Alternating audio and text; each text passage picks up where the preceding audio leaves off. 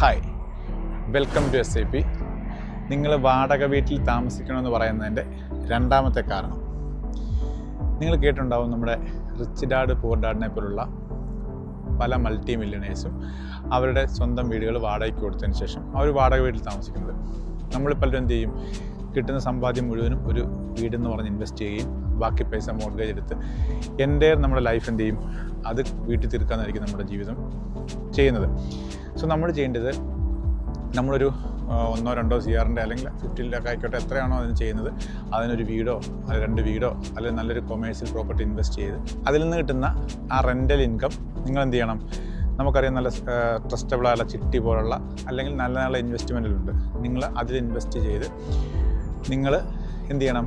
ആ പൈസയ്ക്ക് നിങ്ങളൊരു വേറൊരു വീട് വെക്കുകയോ, അല്ലെങ്കിൽ ഞാൻ പറയുന്നത് വീണ്ടും വേണമെങ്കിൽ നമുക്ക് എന്ത് ചെയ്യാൻ പറ്റും? അടുത്തൊരു പ്രോപ്പർട്ടി വാങ്ങിച്ച് അത് വാടകയ്ക്ക് കൊടുക്കാം. പകരം നിങ്ങൾക്ക് അവിടെ തന്നെ വാടക വീട്ടിൽ താമസിക്കാം. നിങ്ങൾക്ക് അങ്ങനെ എന്ത് ചെയ്യാൻ പറ്റും?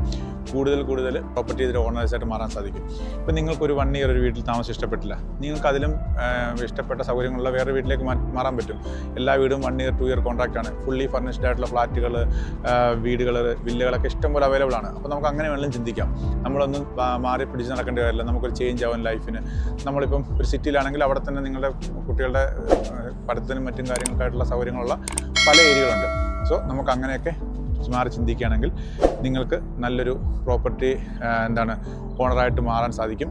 അതുപോലെ നിങ്ങൾക്ക് അൺനെസസറി ആയിട്ട് കൊടുക്കേണ്ട ലക്ഷറി ടാക്സുകൾ, മറ്റ് ടാക്സുകളൊക്കെ നിങ്ങൾക്ക് അതിൽ നിന്ന് ഫ്രീ ആയി കിട്ടും. ഇതുകൊണ്ടൊക്കെയാണ് ഞാൻ നിങ്ങളോട് പറയുന്നത്, ഈ ഒരു ഫുൾ പൈസ എടുത്ത് നിങ്ങളൊരു വീട്ടിൽ ഇൻവെസ്റ്റ് ചെയ്യാതെ ഒരു കൊമേഴ്സ്യൽ പ്രോപ്പർട്ടിയിലോ അല്ലെങ്കിൽ നിങ്ങളൊരു വീട് വെച്ച് വാടകയ്ക്ക് കൊടുത്ത് നിങ്ങളൊരു വാടക വീട്ടിൽ താമസിക്കാൻ പറയുന്നത്. സോ നിങ്ങൾക്ക് ഇതുപോലുള്ള ഇൻഫോർമേറ്റീവ് വീഡിയോയ്ക്കായി please stay tuned. Aneesh Thulasidhar. By.